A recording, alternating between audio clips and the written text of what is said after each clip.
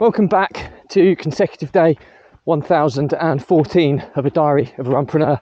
And today's episode I want to talk to you about missing out on a marathon.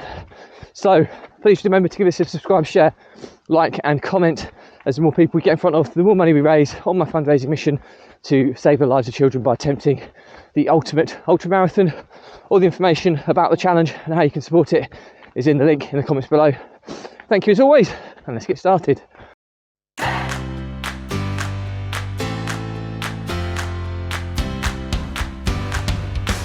So, consecutive day 1014 of a diary of a runpreneur.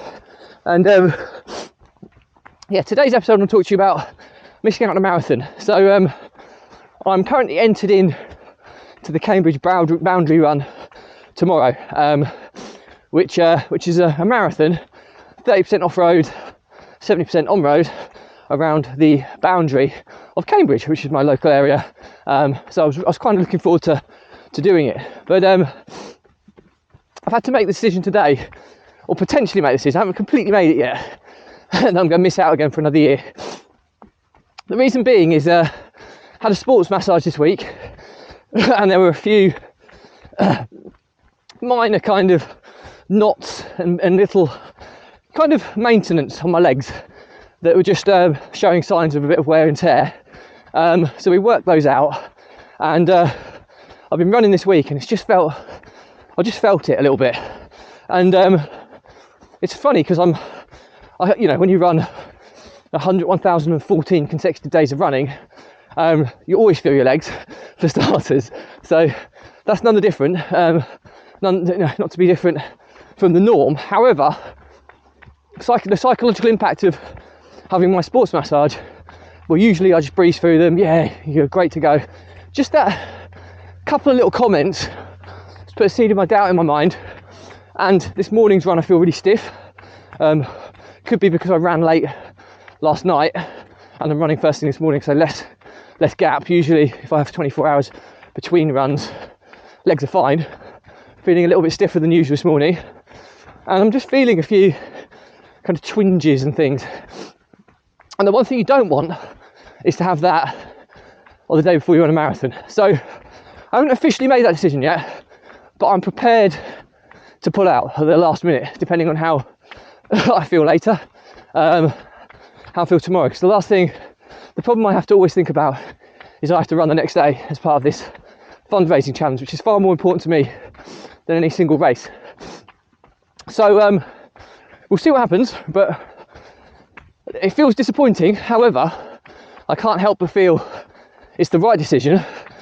However, in my true competitive nature and spirit, the thought of not doing something when I could have done it makes me feel a little bit kind of imposter syndrome, like I've pulled out, I've quit. It makes me feel a little bit like that, where I know I could do it.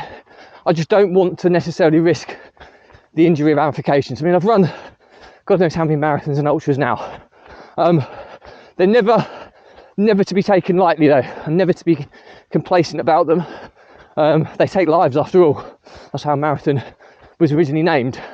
So I'm prepared to pull out. It's a horrendous feeling, but I think if I did pull out, it would be the right call.